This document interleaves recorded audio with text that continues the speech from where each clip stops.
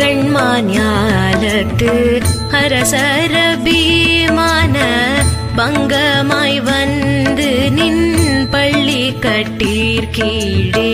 சங்கம் இரு பார்ப்போல் வந்து தலை பெய்தோ கிங்கிணி வாய் செய்த தாமரை பூ போலே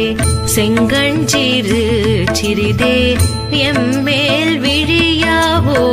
திங்களும் ஆதித்தனும் எழுந்தார் போல் அங்கண் இரண்டும் கொண்டு